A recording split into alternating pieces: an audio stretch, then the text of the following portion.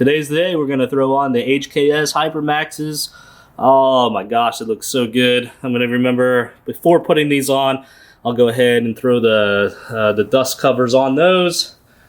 That way, we keep them looking pristine. We just won't be able to see them. Oh well. That's the way it goes, especially in the winter. You know, I want to do a little bit of getting the car out on some of the nice days when I can, and keeping the salt off the coils. All right, top hat bolts right here are 12 millimeters. I'm just gonna crack these loose. Still have the car on the jack stand, or the ramps.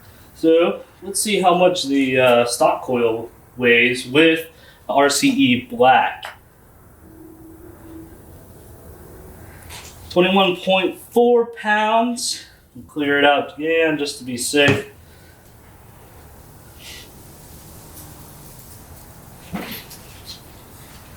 $21.2 pounds for the stock strut, and all right, zero it out again. All right, now let's compare it to the HKS Hipermax. Let's see what we get here. Oh, it's a little. Oh wow, that's 5 pounds. 10 pounds at each side. Oh my gosh, and that's unsprung weight. So whatever, I think it's like every pound of unsprung weight is like 2 or 5 pounds of normal weight. So man, we've already got a 10-pound savings on the front end going to these Hypermaxes. I'm thoroughly surprised. I'll make sure this is not hitting. No, that's not gonna work. There we go. There we go.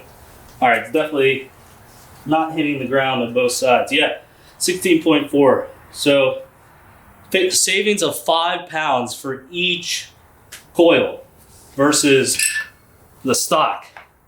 That's surprising. I wasn't expecting to save a little bit of weight. See if I can do zipped up. They're pretty stretchy, man. This is just precautionary, like I said in the intro video. This is more of insurance. HKS does have this protection right here to protect their coils from getting dirt and stuff in them, but this is just extra insurance for your money's worth. This is the hard part.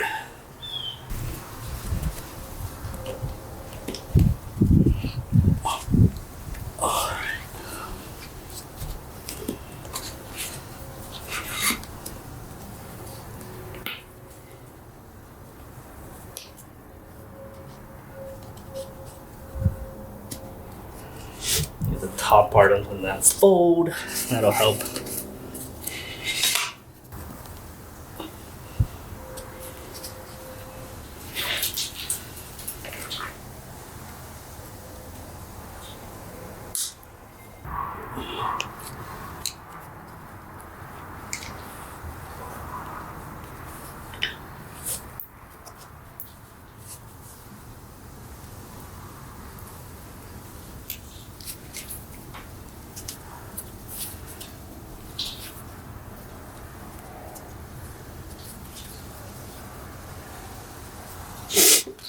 All right, pretty tight.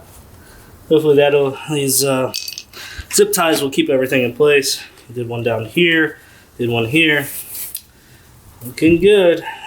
Now I just got to put them on the car.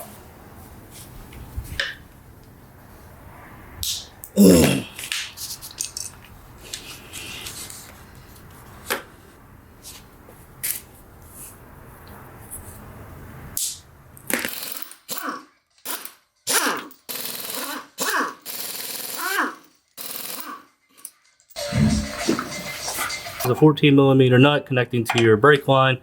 We'll have to disconnect this and set it to the side. Would have been nice just to have a bolt, but there's got to be some reason they didn't have one. But we will be removing this top nut. This is actually the camber adjustment bolt. Won't really matter if we're gonna have to get an alignment anyway. This is a 19 millimeter for the bolt, and then the nut head right here. And then the one down here that holds the strut on are 19 millimeters too. Just need to get those off.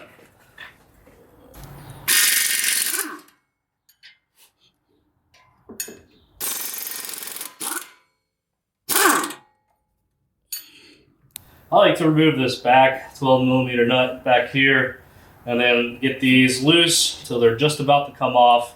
There we go. There's a little pry on it. And I missed the dust boot, so that's a relief.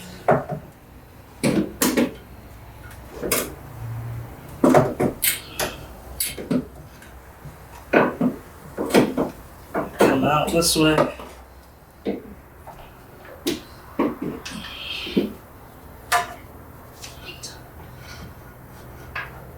There we go.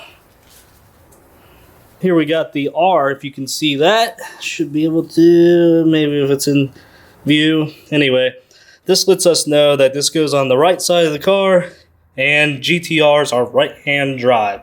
So, the R will go on the passenger side. Be careful when getting this in here not to get your ABS or anything else caught up. Just feed it in, and then try to get it into the holes.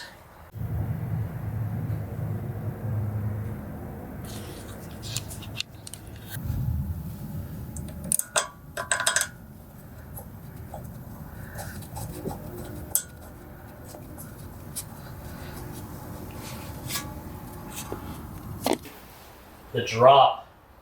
I know the coils have to settle for a while until they'll reach their ride height, but hopefully the car's not too low now. Yeah, still dropping. Yeah, I don't think it'll sit that high. I think it'll settle down a little more. It'll probably settle more if it's a guesstimate. Oh, jeez, the wheel gaps. Yeah, maybe about an inch or so. And it's still settling. Can't fit 2 fingers in there. So that's good. That's how I like it. I can fit a finger in there. That's good. So hopefully we'll have no rubbing. My tires are a little bigger than normally people run. I think these are, I'm always forgetting. Yeah, 255 by 40s. So they're a little bit meatier of a tire. And it'll be interesting to see if we have any rubs. I only did the fronts today is because I did the roll center kit the other day. Put that on, and then I went ahead and put on the front coils. Wanted to get that done, make sure I had plenty of time to do it. And then next up we'll be tackling the coils on the rear. I have a lot of parts for that. Some of you guys have seen that. I've got the LCAs and a couple other things, the toe for the rear. So I just want to make sure I have plenty of time. I don't really have time to work on the car like for a full day anymore, but break it up into little parts, and that'll be the next video of this series for the HKS coilovers. So thanks for watching, guys. Catch you on the next one.